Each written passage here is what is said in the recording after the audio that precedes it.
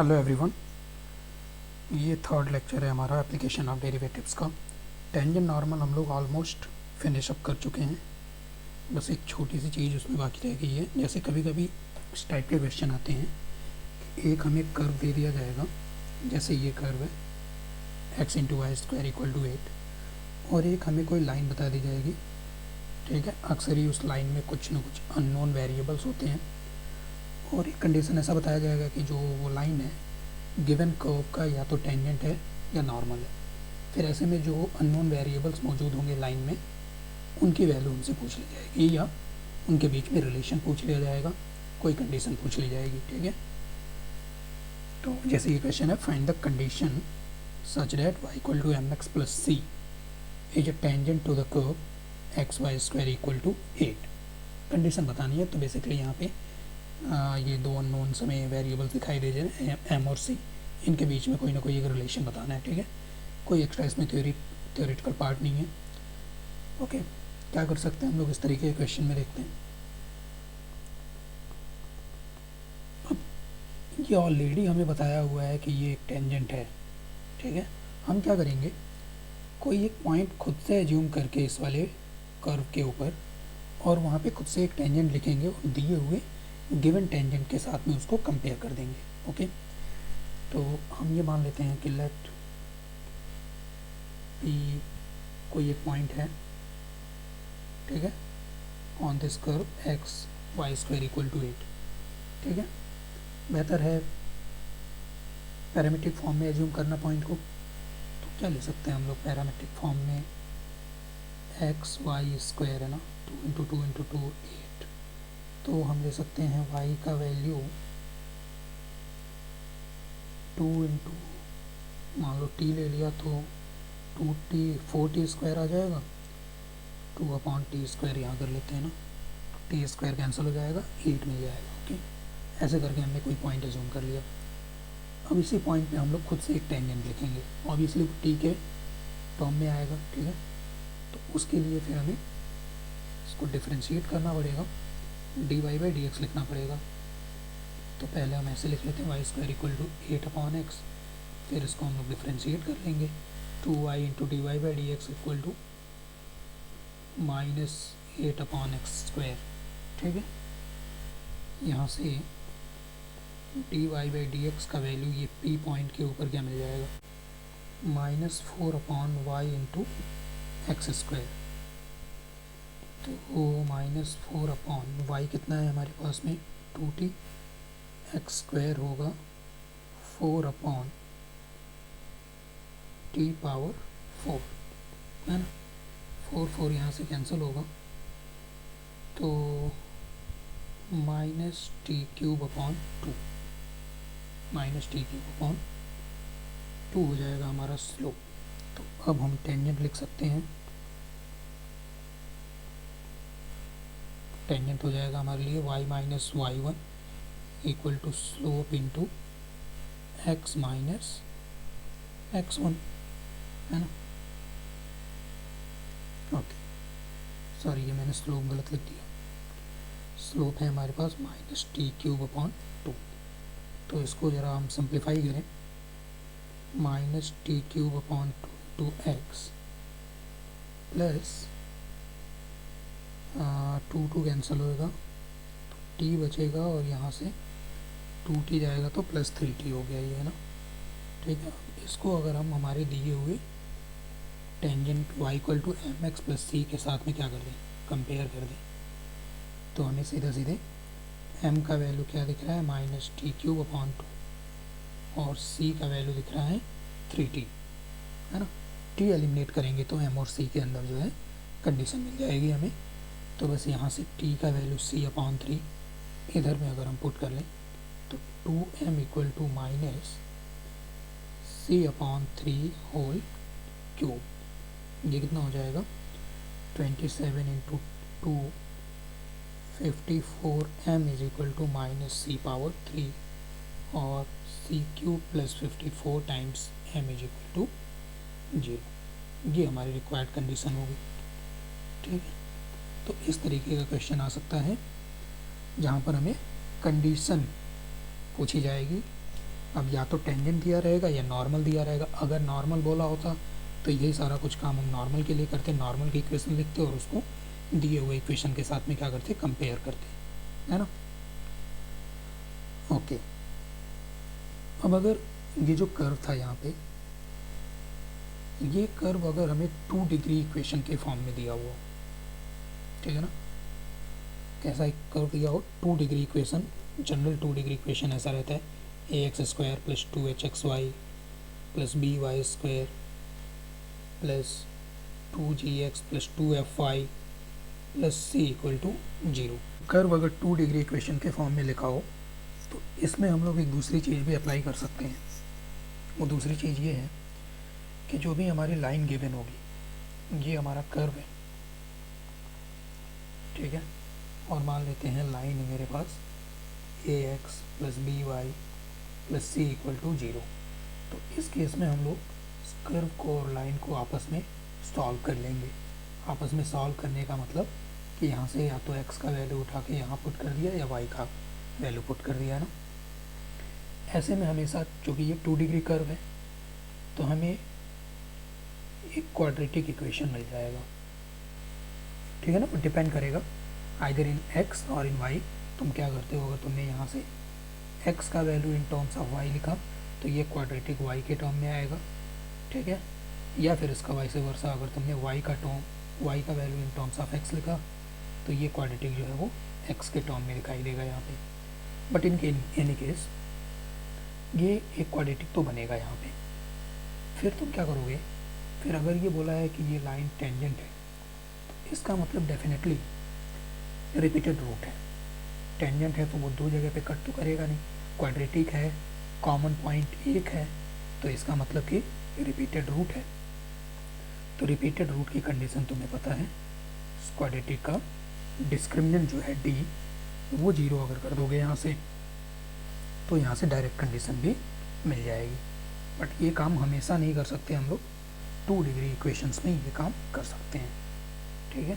जैसे एग्जांपल देखें, अगर तुम्हें याद हो तो कोऑर्डिनेट ज्योमेट्री के अंदर ये हम लोग अनगिनत बार ये काम हम लोग कर चुके हैं, ठीक है। जैसे नेक्स्ट क्वेश्चन है हमारा, find the condition so that this line ax plus by equal to 1 is a tangent to this curve. This curve is clearly a 2 degree curve. Okay, so what we can do, we can easily solve this line and curve. And how do we solve it? Because there is only one term of y, so it's better to put the value of y in terms of x. That will be 1 minus ax upon b in this equation. So we will be having more x square minus x into 1 minus ax upon b minus 5x plus 7 is equal to 0. You can clearly see a quadratic equation here in terms of x. If this line is tangent, then definitely we are going to get a repeated root, and for that this quadratic equation must have its discriminant as 0. So as soon as we put this discriminant equal to 0, we will be getting a condition, a relation in between in between a and b, and that will be our answer. Okay, so this is up to you, you can easily solve it. Let us see some other type of questions. It's proving geometric results for tangent and normal. Okay, क्या है question पढ़ लेते हैं। Prove that intercept portion of tangent. Okay, tangent की बात हो रही है कौन से कर्व के ऊपर, x टू द पावर 2/3 प्लस y power 2/3 equal to a to the power 2/3। Okay, इस कर्व के ऊपर अगर हम किसी पॉइंट पे टेंजेंट ड्रॉ करें तो वो टेंजेंट का जो पोर्शन कोऑर्डिनेट एक्सेस के बीच में इंटरसेप्ट हुआ वाला पोर्शन रहेगा, उसका लेंथ हमेशा कांस्टेंट आएगा irrespective of the point we select. Okay, कहने का मतलब अगर ये मेरा y एक्सिस है, ये मेरा x एक्सिस है, ठीक है, मुझे नहीं पता कर्व कैसा है, बट जैसा भी है ये इस तरीके से, ओके, जैसा भी कर्व है, अगर हम कहीं पर भी अगर पॉइंट यहाँ सेलेक्ट किया तो फिर मेरा जो टेंजेंट होगा ये ऐसा कुछ होगा, ठीक है। अगर मैंने पॉइंट को यहाँ सेलेक्ट किया तो मेरा जो टेंजेंट होगा ये ऐसा कुछ होगा, है ना। बट इन एनी केस जैसे ये पॉइंट है, अगर P, ये Q, ये P डैश Q डैश, ठीक है। हमें प्रूफ ये करना है कि ये जो इंटरसेप्टेड लेंथ है P Q P dash Q dash, है ना, ये इक्वल रहेगा। तो प्रूफ कर लेते हैं। पहले तो पॉइंट एज्यूम कर लेते हैं, लेट एनी पॉइंट P। अब ये पॉइंट को एज्यूम करना हमारे लिए बेहतर रहेगा अगर हम इसको पैरामीट्रिक फॉर्म में एज्यूम करें, है ना। तो देखो x पावर 2/3 है ना, अगर मैं x को a cube cos cube theta लिखता हूँ तो यहाँ से क्या मिलेगा, इसका पावर 2/3 करेंगे तो a square cos square theta, और y को अगर मैं लिखता हूँ क्या चीज़, a cube sign cube theta. तो यहाँ से हमें मिलेगा a square sine square theta. तो a स्क्वायर कॉमन आके वो 1 बन जाएगा, बट a स्क्वायर तो चाहिए नहीं अपने को क्या चाहिए, a पावर 2/3 चाहिए ना। a पावर 2/3 मिल जाएगा अगर मैं simply a cos cube theta comma a sine cube theta point रखता हूँ अगर, ठीक है ना। देखो इसका पावर 2/3 करके a power 2/3 cos square theta, और इसका पावर भी 2/3 करके a power 2/3 sign square theta. a power 2/3 common निकाला तो sign square theta plus cos square theta 1 हो गया, है ना। तो ये हमारा पैरामीट्रिक फॉर्म में पॉइंट हमने एज्यूम कर लिया। अब इस पॉइंट पे हमने टेंजेंट लिखना है, टेंजेंट की इक्वेशन, तो उसके लिए तो स्लोप चाहिए, और स्लोप कैसे मिलेगा, डिफ्रेंशिएशन से। तो इसका हम लोग डिफ्रेंशिएशन कर लेते हैं। तो 2/3 इंटू एक्स पावर -1/3 प्लस 2/3 y power -1/3 into dy/dx and is equal to 0। यहाँ से dy/dx क्या है, ये 2/3 तो कैंसल आउट हो गया, माइनस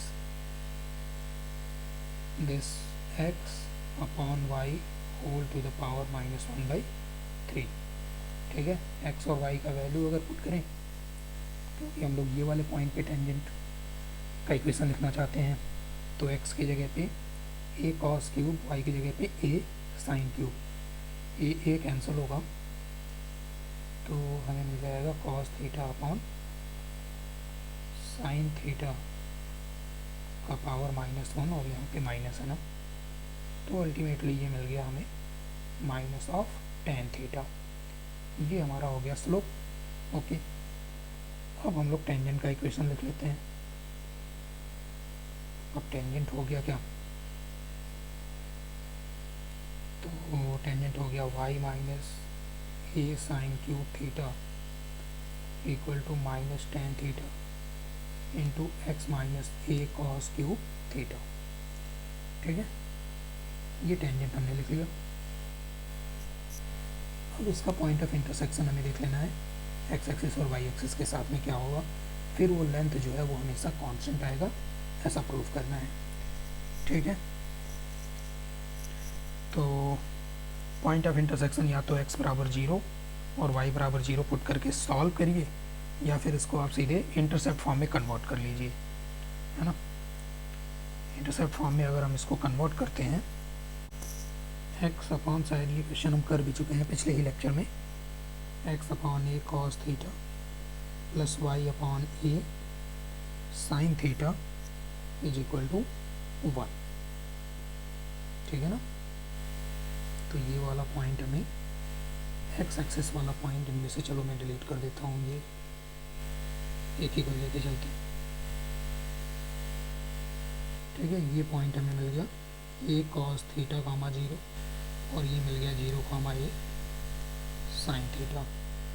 ओके, तो पी क्यू लेंथ, ये जो इंटरसेप्टेड लेंथ है टेंजेंट का इन बिटवीन कोऑर्डिनेट एक्सिस, ये कितना आ जाएगा, ये आ जाएगा ए के इक्वल ना A square cos square theta plus A square sine square theta root के अंदर, तो वो ए बन जाएगा।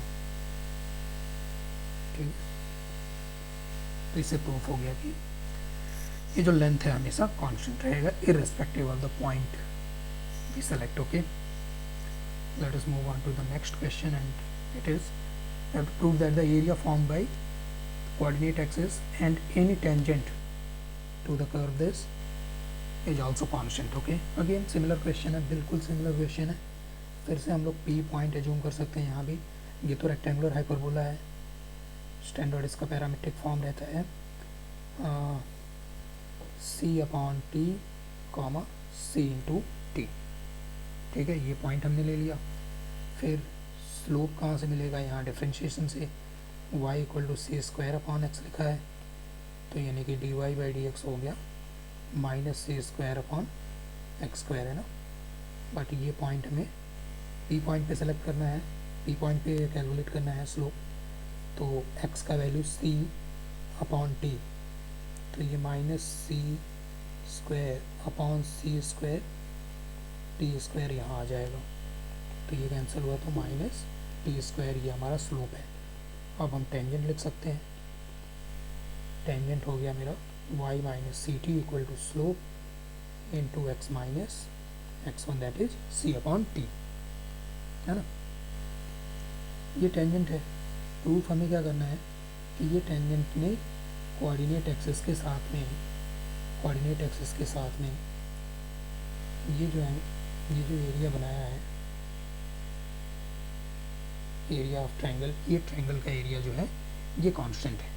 तो उसके लिए बस ये दो पॉइंट चाहिए हमें, बाकी तो एरिया हम लिख ही लेंगे। तो अगर मैं y को 0 यहाँ पे पुट कर लेता हूँ, ठीक है, तो ये माइनस माइनस कैंसिल होगा, x का वैल्यू आ जाएगा this 1 upon T plus c upon T ना, c plus 1 upon T comma जी।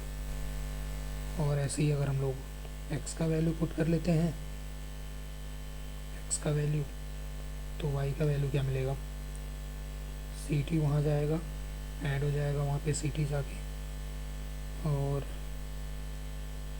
ये माइनस माइनस भी प्लस हो जाएगा, सी टी मतलब कि 2ct, ये चीज़। ठीक, आई होप अगर सारा कैलकुलेशन ठीक है, तो अब हम एरिया इसका लिख लेते हैं। एरिया ऑफ ट्रायंगल क्या है, हाफ बेस इंटू एल्टीट्यूड। ठीक है, टी टी कैंसिल हुआ, 2 के साथ 2 भी कैंसिल हो गया, तो c इंटू सी प्लस 1 ये आ गया, जो कि ऑब्वियसली कॉन्स्टेंट है ना। ओके, तो इसके साथ हमारा टेंजेंट नॉर्मल का जो पोर्शन है वो फिनिश अप हो गया, वो ख़त्म हो गया। अब हम आगे बढ़ते हैं इस चैप्टर में और देखते हैं रेट मेजरमेंट। छोटा सा टॉपिक है, इसके अंदर कोई ख़ास बात नहीं है ना।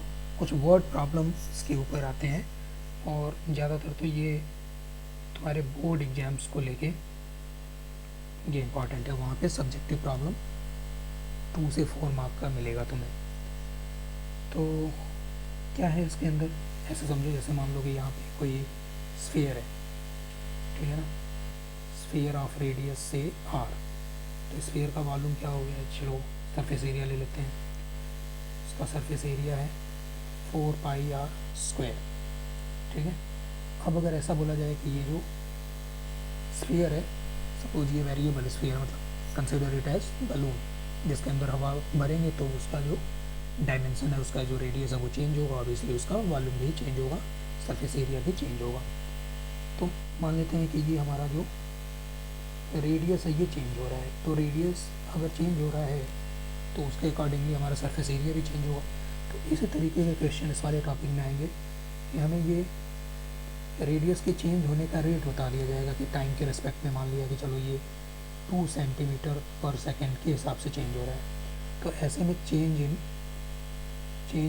सरफेस एरिया बताओ, ठीक है। और किसी इंस्टेंट पे ये पूछा जाता है चेंज एट सम मोमेंट, तो मान लो कि ये चेंज हमें बताना है जब रेडियस हमारा से 5 सेंटीमीटर है, ठीक है ना। तो इस तरीके के क्वेश्चन होंगे हमेशा।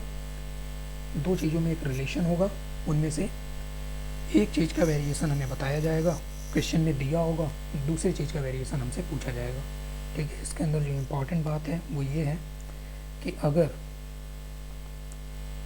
ये जो रेट ऑफ चेंज है ये इंक्रीजिंग है, रेट चेंज होने का मतलब या तो इंक्रीज होना या डिक्रीज होना, अगर इंक्रीजिंग है तो जैसे अगर रेडियस टाइम के रिस्पेक्ट में अगर इंक्रीज हो रहा है तो D R by d T हम लोग पॉजिटिव लेके चलेंगे, डिक्रीज हो रहा है तो नेगेटिव लेके चलेंगे, है ना। तो ये बात अगर मैं यहाँ पे लिख दूँ, if dy by dx is greater than 0 then y is increasing with respect to x, ठीक है। और ऐसे ही अगर बोला जाए कि dy by dx जो है वो डिक्रीजिंग है तो यहाँ पे y is decreasing with increasing x, ठीक है। बस इतनी सी बात ध्यान में रखनी है, बाकी तो क्वेश्चन से आपको चीज़ें समझ में आ जाएंगे कि किस तरीके के क्वेश्चन होंगे इसमें, है ना। आइए देखते हैं। जैसे ये पहला एग्जांपल है, two equal sides of an isosceles triangle with fixed base, है ना, बेस फिक्स है, ये बेस मान लिया कि मेरा ए बी है, ये फिक्स है बोले तो इसका लेंथ फिक्स है बी, ठीक है। और ये एक ऐसा आइसोसेलेस ट्रायंगल है तो कुछ और ही बन गया,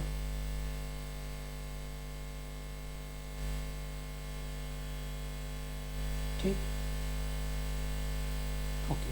आइसोसेलेस ट्रायंगल है तो अब इसलिए ये दोनों लेंथ जो है ये इक्वल होगा, मान लेते हैं कि ये एक्स है, ठीक है। अब क्वेश्चन क्या है, two equal sides of an isosceles triangle with fixed base are decreasing at the rate of 3 centimetre पर सेकेंड, ओके। ये जो एक्स हमने माना, चलो इसको बोल दिया सी, तो ये जो इक्वल साइड है मेरे ए सी एंड सी बी ये इक्वल है और इनका चेंज होने का रेट विद रिस्पेक्ट टू, हमेशा ये देखना है कि किसके रिस्पेक्ट में चेंज दिया हुआ है, टाइम के रिस्पेक्ट में, तो d x upon D T, ठीक है। और ये डिक्रीज हो रहा है तो ये डिक्रीजिंग है ना, तो क्या लिखूँ मैं, -3 सेंटीमीटर पर सेकेंड, ठीक है। अब हमें क्या पूछा जा रहा है, ऑब्वियसली जब ये साइड डिक्रीज हो रहा है, साइड ऐसे ऐसे डिक्रीज हो रहा है, यहाँ भी मान लो ये साइड ऐसे डिक्रीज हो गया तो एरिया तो डिक्रीज ही होगा ना। तो इस डिक्रीज इन साइड की वजह से एरिया के अंदर किस तरीके का डिक्रीज आएगा, क्या रेट होगा इसके डिक्रीज होने का, ये बताना है हमें, ठीक है। तो पहले तो हमें एरिया लिखना पड़ेगा इसका, तो लिख लेते हैं एरिया हम लोग, एरिया मान लेते हैं ए इक्वल टू, ठीक है, यहाँ से एक परपेंडिकुलर ड्रॉप कर देता हूँ मैं, तो ये वाला लेंथ b/2 और ये भी b/2 हो जाएगा। आई होप ये क्लियर है, ठीक है सभी को। तो फिर इसका एरिया हम कैसे लिख सकते हैं, 1/2 into base into altitude, altitude बोले तो सी एन का लेंथ है ना, वो कितना आ जाएगा, पाइथागोरस सीधे अप्लाई कर लो, square minus B square upon 4 root के अंदर है ना, थोड़ा सिंप्लीफाई करें तो 1/4 into B 4x square minus B square का रूट ये हो गया। अब देखें क्लियरली यहाँ पे एरिया और x में एक रिलेशन दिख रहा है, b तो फिक्स है, b हमारे लिए क्या है, b कांस्टेंट है, कांस्टेंट बेस है, तो dx अपॉन dt दिया हुआ है, dA अपॉन dt हमसे पूछा जा रहा है, एरिया का change with respect to time, और वो भी कब, जब ये टू इक्वल साइड्स क्या हो जाए, बेस के इक्वल हो जाए, यानी कि ये dA बाई dt हमें कब बताना है, when x is equal to b। तो वो कैसे मिलेगा dA अपॉन dt, ऑब्वियसली इसको डिफ्रेंशिएट करना पड़ेगा, dA अपॉन dt दिया हमने टाइम के रिस्पेक्ट में, तो कांस्टेंट है b अपॉन 4, फिर ये पूरा रूट का डिफ्रेंशिएशन ये हो गया 1/2 रूट, फिर रूट के अंदर वाली चीज़ का चेन रूल लगाते जाओ, है ना। 8x 4x स्क्वायर का 4 इंटू 2x का सॉरी एक्स स्क्वायर का 2x into D x upon D T, ठीक है। बाकी वो माइनस बी स्क्वायर का तो वो कॉन्स्टेंट है, वो 0 हो जाएगा, है ना। देखो यहाँ से ये 8 कैंसिल आउट हो गया। और ये चेंज हमें कब बताना है, जब x का वैल्यू b के इक्वल है। तो बस हम वैल्यू पुट करना है यहाँ पे b, और x का वैल्यू भी हमें b रख लेना है, divided by 4b square minus B square, और D x upon D T कितना गिवन है, -3 के इक्वल, ठीक। तो ये D A upon D T आ जाता है हमारे पास में -3b स्क्वायर अपॉन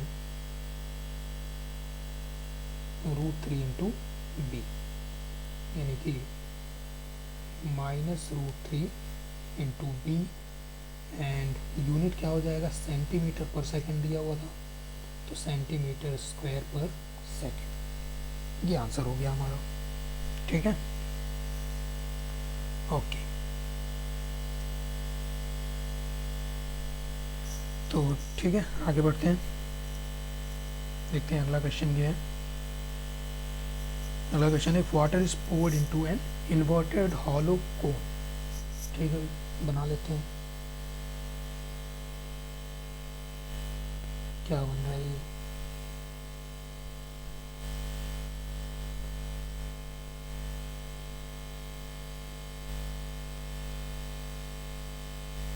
ये हो गया हमारा इन्वर्टेड हॉलो कोन, ठीक है। और क्या गिवन है इसके बाद, वो semi vertical angle is 30, semi vertical angle मतलब ये आधा एंगल, ये 30 डिग्री है। इसका डेप्थ हम लोग एक्सिस के अलॉन्ग मेजर कर रहे हैं, ठीक है। और डेप्थ जो है वो इंक्रीज कर रहा है 1 सेंटीमीटर पर सेकंड के हिसाब से, है ना।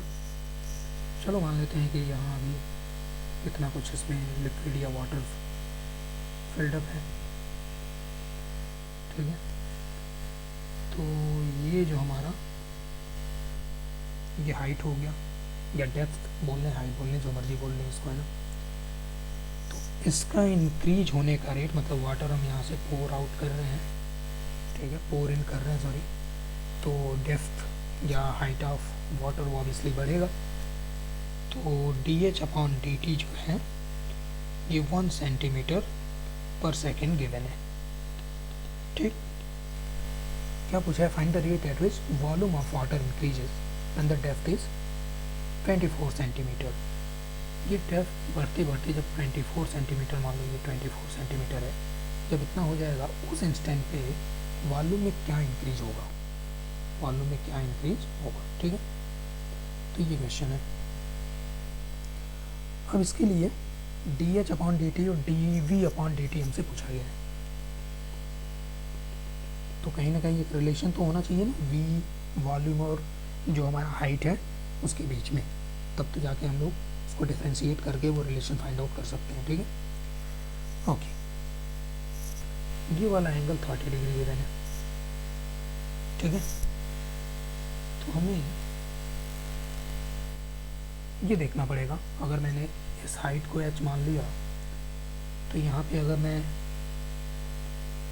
tan 30 डिग्री लिखूँगा तो वो ये वाला, चलो इसको मैं क्या बोल देता हूँ फिलहाल, अल्फ़ा बोल देता हूँ, अल्फ़ा अपॉन h लिखा जाएगा, ठीक है। तो यहाँ से अल्फ़ा का वैल्यू h अपॉन √3 आ जाएगा, मतलब कि इस इंस्टेंट पे ये वाला जो सर्कुलर जो भी बोल रहे हैं इसको क्रॉस सेक्शन बोल रहे हैं ना, उसका रेडियस जो है वो h अपॉन √3 है। तो ये जितना भी वाटर अभी दिख रहा है हमें डायग्राम में, इसका वॉल्यूम क्या होगा, ये हो जाएगा 1/3 पाई रेडियस यानी कि alpha whole square into h, यानी कि पाई/3, और अल्फ़ा का वैल्यू h अपॉन √3 है, तो उसका स्क्वायर अपॉन 3 हो गया इंटू h, तो ये पाई/9 इंटू h क्यूब, ये हमारा वॉल्यूम हो गया, ठीक है। अब डेफिनेटली अब हमें v और वॉल्यूम और h के बीच में रिलेशन मिल गया है, तो अब इसे डिफ्रेंशिएट कर लेना है, वो भी किसके रेस्पेक्ट में, टाइम t के रेस्पेक्ट में। तो dv/dt मिल जाएगा 3h² इंटू π/9, और ये कब पूछा गया है, जब h का वैल्यू क्या हो 24 सेंटीमीटर, तो 24 यहाँ पे पुट कर लेना है, π/3 24 का होल स्क्वायर हो गया 576, ठीक है। तो बस यही आंसर हो गया, सेंटीमीटर क्यूबिक सेंटीमीटर पर सेकेंड, ये आंसर हो गया। इसको सॉल्व कर लो, देखो 3 से डिवाइड हो जाएगा, ये 5 7 12 प्लस 6 18 3 से डिवाइड हो जाएगा, तो ये 192 पाई क्यूबिक सेंटीमीटर पर सेकेंड, ये rate of change of volume आ गया, ठीक है। हर एक क्वेश्चन में आपको यही करना है, एक जो भी वेरिएबल है उसका रेट ऑफ चेंज आपको क्वेश्चन में दिया रहेगा, दूसरे का पूछा जाएगा। आपकी कोशिश हमेशा ये होनी चाहिए कि उन दोनों के बीच में एक रिलेशन पहले तो लिखें क्वेश्चन में, है ना। जब वो रिलेशन लिख लेंगे फिर डिफ्रेंशिएट करेंगे, इंक्रीज डिक्रीज का ध्यान रखते हुए, प्लस माइनस का साइन लगाते हुए, है ना, उसको सेट कर लेंगे, ठीक है। जैसे ये क्वेश्चन है, find the interval of values of x for which abscissa change at faster rate than the ordinate, मतलब rate of change of x coordinate is greater than the rate of change of y, है ना। कौन से curve की बात हो रही है इसकी, तो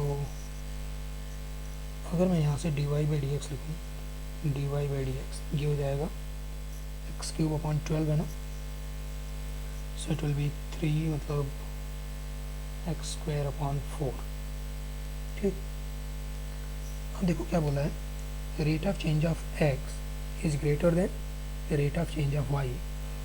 इसका एक मतलब ये भी हुआ कि dx is greater than dy, या फिर dy/dx इज लेस देन 1। तो कुल मिला जुला के ये वाली चीज़ जो है ये लेस देन 1 है, ठीक, ओके। तो x²/4 ये हो गया लेस देन 1। अच्छा एक चीज़ और, dy/dx जो है बेसिकली यहाँ पे सिर्फ चेंज की बात हुई है, इंक्रीज या डिक्रीज की बात नहीं हुई है ना। तो अगर हम इंक्रीज डिक्रीज दोनों ही लेके अगर चले साथ में, तो आई कैन से कि मॉड ऑफ dy/dx जो है वो लेस देन 1 है ना, क्योंकि अगर इंक्रीज है तो dy/dx उस केस में पॉजिटिव होगा बट फिर भी लेस देन 1 रहेगा। अगर डिक्रीज है तो dy/dx उस केस में नेगेटिव होगा, ठीक है। तो नेगेटिव में वो -1 और 0 के बीच में रहेगा, ठीक है ना। तो यहाँ से ये मिल गया हमें x²/4 जो है ये आ गया लेस देन इक्वल टू नहीं, लेस देन 1। तो बस ठीक है, उसको सॉल्व कर सकते हैं हम लोग। अब x²/4 लिखा है ना, मॉड की कोई ज़रूरत है नहीं यहाँ पे, सीधे हमारा x² लेस देन 4 आ गया यहाँ से, और x² लेस देन 4 आ गया, हाँ। तो x का वैल्यू यहाँ से क्या हो जाएगा, x² -4 लेस देन 0 प्लस -2, तो सीधे ही -2 से 2 के बीच, ठीक है।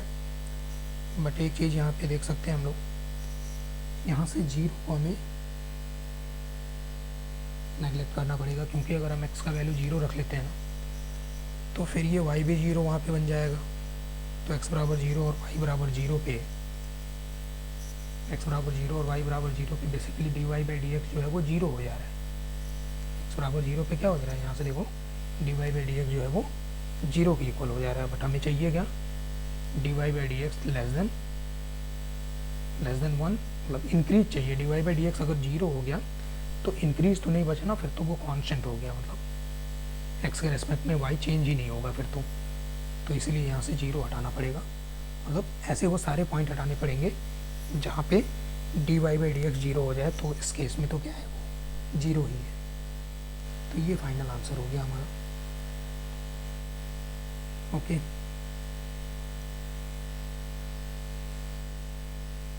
अगला क्वेश्चन ये है, late x be the length of one of the equal sides of an isosceles triangle। ये ठीक है, फिर से isosceles triangle की बात आ गई यहाँ पे। एक इक्वल साइड जो है, दो इक्वल साइड जो है वो दोनों x के इक्वल हैं और उनके बीच का एंगल थीटा दिया हुआ है। ओके, x हमारा इंक्रीज हो रहा है, यानी कि dx अपॉन dt गिवन है 1/12 मीटर पर आवर, और थीटा जो है उसका भी इंक्रीज का रेट दिया हुआ है π/180 रेडियन पर आवर। ठीक है, क्या बताना है हमें, rate of increase of area. तो rate of increase of area तो हम तभी बता पाएंगे ना जब एरिया को हम लोग इन दोनों गिवन वेरिएबल के एक्स और थीटा के टर्म में लिख पाएँ। फिर वहाँ से जब डिफ्रेंशिएट करेंगे तो d x upon D t और d theta upon D t उन दोनों का वैल्यू मिलेगा वहाँ से ना। तो देखें, अगर क्वेश्चन में डायग्राम ये है हमारा, ये डायग्राम में दो साइड लेंथ अगर एक्स और एक्स है तो आपको पता होगा ये एरिया का फार्मूला, और उनके बीच का एंगल थीटा दिया हुआ है। तो हाफ इन दोनों साइड लेंथ का प्रोडक्ट और उनके बीच का जो भी एंगल है उसका sine, half x square sine theta, ये हमारा एरिया का फार्मूला हो गया। अब बस इसे क्या कर देना है, डिफ्रेंशिएट कर लेना है 1/2, फर्स्ट का differentiation second as it is. ठीक है ना, क्योंकि चूँकि ये दोनों वेरिएबल है थीटा और एक्स, तो यहाँ हमने एक्स को डिफ्रेंशिएट किया है तो d x upon D T आ गया plus x square as it is sine theta का derivative cos theta into d theta by d t. बस बाकी आपको कर लेना, इसका वैल्यू दोनों का वैल्यू गिवन है, इंक्रीज है तो दोनों पॉजिटिव में ही है ना। बस वैल्यू पुट करना, उसके बाद थीटा और एक्स कहाँ पे पूछा है वो सब क्वेश्चन में दिया हुआ है, तो बस प्योर कैलकुलेशन है, वो आप पुट कर लेना, देख लेना क्या आंसर है। आंसर ध्यान रहे वो मीटर स्क्वायर पर आवर में लिखना है। ठीक, तो बस वैल्यू पुट करेंगे और यहाँ से आंसर मिल जाएगा। अगला क्वेश्चन ये आपका होमवर्क है, ये आप खुद ट्राई करोगे। ठीक है, पढ़ना क्या है क्वेश्चन, चलो मैं एक्सप्लेन कर देता हूँ। A horse is running along a circular track. तो मान लिया एक सर्कुलर ट्रैक है, ठीक है, सर्कुलर ट्रैक पे वो दौड़ रहा है। सेंटर में यहाँ पे कोई लैंप है, लाइट सोर्स है। इस ट्रैक के साथ साथ में एक कोई फेंस है, एक बाउंड्री है, सॉलिड वॉल की ऐसा समझ लो बाउंड्री है। ठीक है ना, मतलब ये बाउंड्री ऐसी है जिसपे अगर हॉर्स जो है वो यहाँ से दौड़ना स्टार्ट करे इस तरीके से, तो जिस पॉइंट पे वो यहाँ पे रहेगा, यहाँ से लाइट सोर्स का एक शैडो यहाँ पे कास्ट होगा। ठीक है, वो यहाँ पे जब रहेगा तो उस टाइम पे शैडो यहाँ पे होगा। तो जैसे जैसे हॉर्स यहाँ पे रन करेगा उसका शैडो भी यहाँ पे मूव करेगा। यही क्वेश्चन है कि ये शैडो का मूवमेंट का रेट क्या होगा। ठीक है, ये क्वेश्चन है। Fence is along the tangent on the track at the point from which the horse starts running basically. तो हमें क्या करना है, find the speed at which shadow moves along the fence at the moment when it covers it माने horse, and horse covers 1/8 of the circle के पूरे complete length का, पूरे ट्रैक लेंथ का 1/8 जब वो कवर कर लेगा उस टाइम पे शैडो के मूवमेंट का रेट क्या होगा, बेसिकली उसका स्पीड क्या होगा शैडो का, ये बताना है। ठीक है, तो ये एक तरीके से थोड़ा बहुत इसमें सर्कुलर और जो फिजिक्स में आप लोग पढ़ते हो, ठीक है ना, V=R ओमेगा वाली चीज़, उसका थोड़ा बहुत यहाँ पे यूज आएगा, ये आप ट्राई करना एक बार। ओके, आगे बढ़ते हैं। तो ये हो गया रेट मेजरमेंट, है ना। रेट मेजरमेंट का लेस चांस, मतलब वेरी रेयर चांस कि रेट मेजरमेंट का क्वेश्चन सीधा सीधा हमारे कॉम्पिटिटिव एग्जाम्स में अपीयर हो, मेंस में या एडवांस में, ना मोस्टली। तो ये हमारे बोर्ड पॉइंट ऑफ व्यू से इम्पोर्टेंट है। नेक्स्ट टॉपिक है हमारा अप्रॉक्सीमेशन, ये भी बोर्ड पॉइंट ऑफ व्यू से ज़्यादा इम्पोर्टेंट है। ठीक है, तो देखें ज़रा क्या है अप्रॉक्सीमेशन।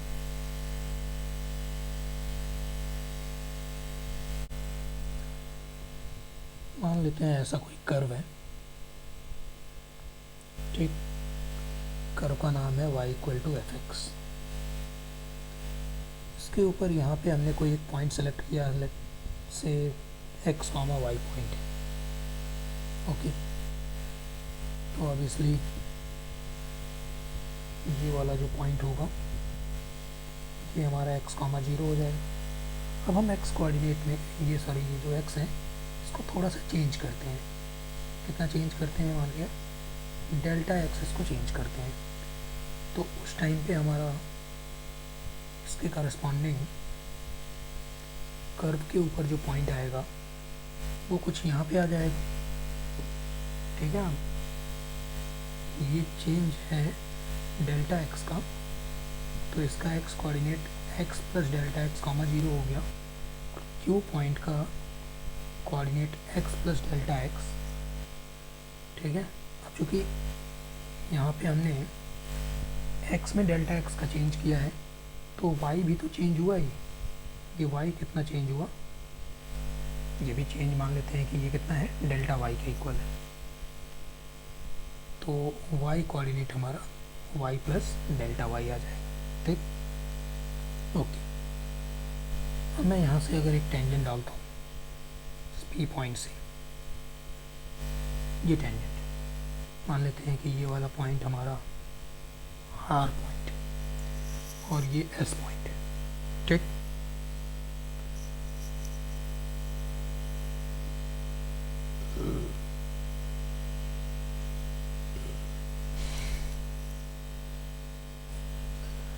तो अब ये मान लेते हैं कि टेंजेंट ने हॉरिजॉन्टल के साथ में ये थीटा एंगल बनाया। ओके, ठीक, तो ये थीटा एंगल है हमारा, यहाँ पे अगर मैं tan थीटा लिखूँगा इसे, tan थीटा, तो वो मेरा होगा RS / डेल्टा एक्स। और tan थीटा जो है ये dy/dx भी होता है, हमें पता है। तो dy/dx इंटू डेल्टा एक्स, ये हमारा RS के इक्वल आ गया। ठीक, अच्छा, अब दूसरी चीज़ यहाँ पे समझते हैं। ये जो हमारा चेंज है डेल्टा एक्स का, ये चेंज को अगर हम बहुत ही मिनिमाइज कर दें, बहुत ही इनफाइनाइटेसिमल जो चेंज होता है वो कर दें, मतलब अगर मैं इस क्यू पॉइंट को, या फिर ऐसे समझो ये वाला जो पॉइंट है, लेट्स से ये M पॉइंट है, इसको मैं यहाँ पे रख लेता हूँ, यहाँ पे M डैश पे। उस टाइम पे आप खुद देखो, यहाँ पे ये जो Q और R पॉइंट है ये बहुत ही क्लोज आ जाएंगे। आई होप आपको दिख रहा होगा यहाँ पे Q और R पॉइंट जो है, क्योंकि हम क्या कर रहे हैं, इस पॉइंट को इधर खींच के लेके आ रहे हैं, तो ये Q पॉइंट और R पॉइंट आपस में नज़दीक आ रहे हैं। ठीक है, ये अगर बहुत ही ज़्यादा ये वाला काम हमने कर दिया, मतलब बहुत ही ज़्यादा क्लोज कर दिया हमने, या फिर दूसरे वर्ड में बोले तो जो चेंज है हमारा डेल्टा एक्स का वो बहुत ही ज़्यादा स्मॉल कर दिया चेंज, तो उस टाइम पे क्या होगा, if delta x is very very small, इस टाइम पे हो क्या रहा है, ये दोनों पॉइंट Q और R जो है ये एक दूसरे के नज़दीक आ रहे हैं, तो हम बोल सकते हैं QR is tending towards 0। QR अगर ये वाला गैप जो है ये वाला गैप अगर जीरो की तरफ जा रहा है, इसका मतलब कि ये जो हमारा पूरा लेंथ है जिसको हमने डेल्टा वाई बोला था, ये डेल्टा वाई हमारा इस आर एक्स के इक्वल होने लगेगा। ठीक है, तो इस टाइम पे क्या होगा, अगर क्यू आर हमारा टेंडिंग टूवर्ड जीरो है, then R S will tend towards delta Y, but उसके लिए प्राइम कंडीशन ये है कि delta X it must be very very small. तो यहाँ से हम लोग अब इसको थोड़ा मॉडिफाई कर सकते हैं। यहाँ पे मैं लिख सकता हूँ delta Y is equal to D Y by D X into delta X. ठीक है, ये इतनी छोटी सी एक चीज़ है जो अप्रॉक्सीमेशन में आपको याद रखना है। ठीक है, और इसके हेल्प से ही हम लोग अप्रॉक्सीमेशन के क्वेश्चन करेंगे। अभी देखेंगे हम लोग एग्जाम्पल कैसे क्या करना है। ठीक है, अब ये जो मेरा क्यू पॉइंट था, क्यू पॉइंट हमने क्या बोला था, X plus delta X comma Y plus delta Y. ठीक है ना, ये वाई प्लस डेल्टा वाई जो है, this is nothing but y plus delta Y is nothing but the value of function at x plus delta x, क्योंकि curve क्या था हमारा, y equal to F x ही तो था, है ना।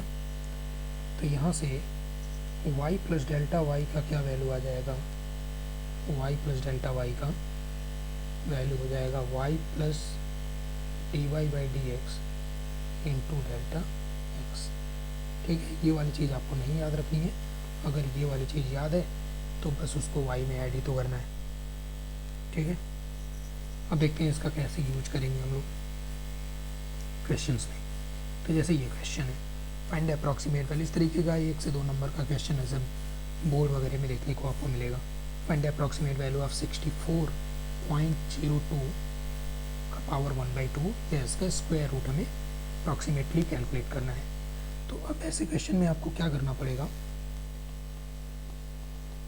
आपको दो चीज़ें तो एज्यूम करनी पड़ेंगी। एक तो आपको फंक्शन खुद एज्यूम करना पड़ेगा, वो देख के, जैसे यहाँ पर रूट दिखाई दे रहा है ना, तो हम फंक्शन ये मान लेते हैं y is equal to root of X. ये ऑब्जर्वेशन है, ये हमें देखना पड़ेगा। ठीक है, जहाँ पर क्यूब रूट पूछा जाएगा वहाँ हम x का पावर जो है वो 1/3 एज्यूम करेंगे, इस तरीके से, है ना। और x हम लोग एज्यूम कर लेते हैं 64 को, और डेल्टा x हम एज्यूम कर लेते हैं 0.02। हमेशा ये डेल्टा x जो है वो x के रेस्पेक्ट में बहुत ही स्मॉल होना चाहिए, बहुत ही छोटा होना चाहिए। ठीक है, ओके। तो अब हमें क्या पूछा गया है, हमें बेसिकली बताना है y इक्वल टू ये चीज़ ना x प्लस डेल्टा एक्स, ये बताना है y equal to X plus delta X का पावर 1/2। ठीक है, मतलब हमारा फंक्शन क्या था, y equal to F X function जो हमने एफ एक्स ये सेलेक्ट किया हुआ है। ठीक है, y बराबर F X equal to root of X, और हमें कैलकुलेट क्या करना है, क्योंकि हमने x को 64 एज्यूम किया और डेल्टा x को 0.02 एज्यूम किया, तो इन दोनों को जोड़ना ही तो है, तभी तो 64.02 मिलेगा। तो हमें फंक्शन का value x plus delta x पे चाहिए। तो x प्लस डेल्टा एक्स पे जो फंक्शन का वैल्यू होता है वो यही तो होता है y प्लस डेल्टा वाई। ठीक है, तो बेसिकली हमें y प्लस डेल्टा वाई का वैल्यू चाहिए। तो ये तो हो गया y हमारा, तो सिंपल हो गया root of x plus delta Y हमने अभी याद किया, ये D Y by D X into क्या रहता है, डेल्टा एक्स। ठीक है, अब x हमने क्या एज्यूम करा था, 64 का रूट यहाँ पर आ गया, और D Y by D X, क्योंकि हमारा y क्या है, रूट ऑफ x, तो D Y by D X यहाँ से क्या मिलेगा,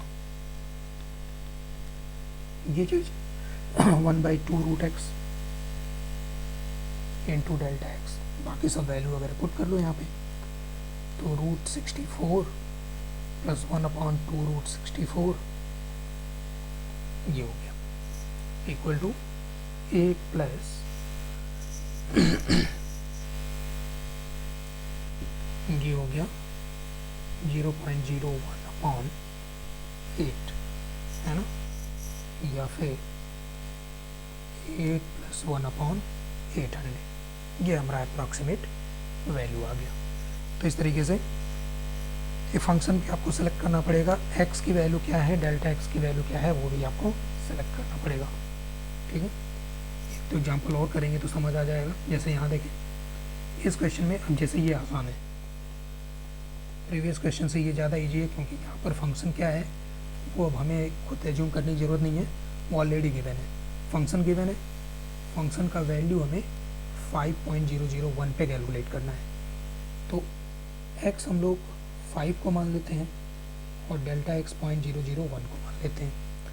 तो फंक्शन का वैल्यू 5 + 0.001 पे कैलकुलेट करना है, यानी कि basically we have to find f of x + delta x।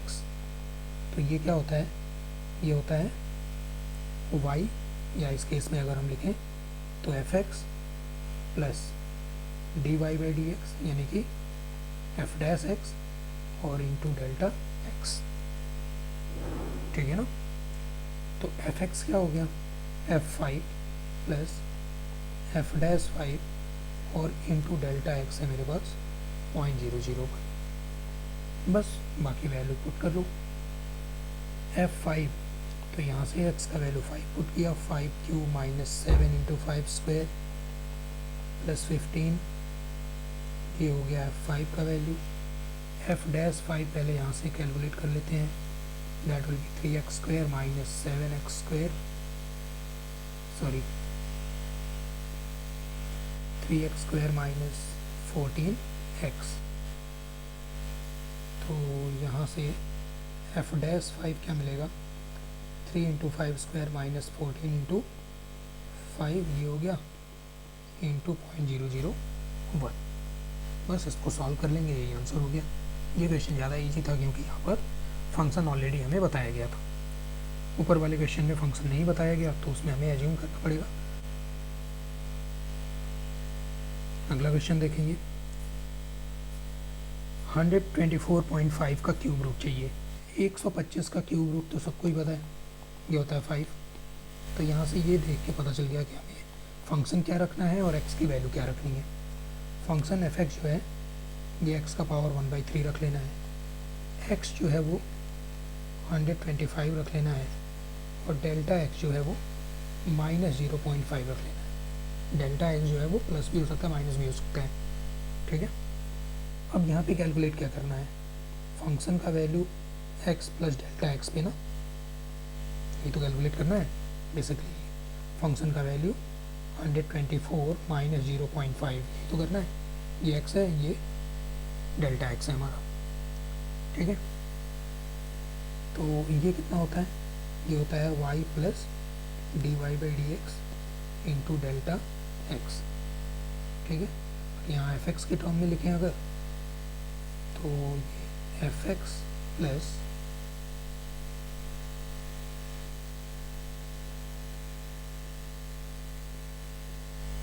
f'(x) into delta x, ये हो गया y + dy/dx into delta x। तो f(x) क्या है भाई, f of 125 plus f'(125) into delta x, यानी कि -0.5। तो ये कितना हो गया, ये तो हो गया 5 के इक्वल, प्लस अब इसको डिफरेंशिएट करके हमें f'(x) लिखना पड़ेगा, दैट विल बी 1/3। x का पावर कितना, 1/3 - 1, दैट इज -2/3। तो यहाँ पे f'(125) का क्या वैल्यू मिलेगा, 1/3। 125 को 5 का क्यूब लिखेंगे और पावर -2/3 है, तो ये 1/25 यानी कि 1/75 और -0.5। तो फाइनल आंसर आ गया ये चीज़, ये हमारा आंसर हो गया। ठीक है, एक और आखिरी क्वेश्चन देख लेते हैं इस पे, अप्रॉक्सीमेशन पे। Find the approximate change in the volume of a cube. Okay, cube की बात हो रही है, जिसका साइड x मीटर है, okay, which is caused by increasing the side by 1%। अगर साइड को हम लोग 1% इंक्रीज करेंगे तो उसके अकॉर्डिंगली वॉल्यूम में क्या इंक्रीज होगा, ठीक, वॉल्यूम तो एक्स क्यूब होगा। तो चेंज इन वॉल्यूम मतलब हमें डेल्टा वी बताना है, तो डेल्टा वी क्या होगा, D V by D X into delta X, यही पढ़ा हमने अभी, delta Y equal to D Y by D X into delta X, वही सेम चीज़ है, ठीक। तो डेल्टा वी आ गया D V by D X यानी कि 3x स्क्वायर, और ये चेंज इन x वो कितना है 1%। 1% किसका, 1% ऑफ x, तो 1% ऑफ x क्या होगा 0.01 इंटू एक्स, ठीक है, मल्टीप्लाई करेंगे तो 0.03 एक्स क्यूब, ठीक है। तो ये हो गया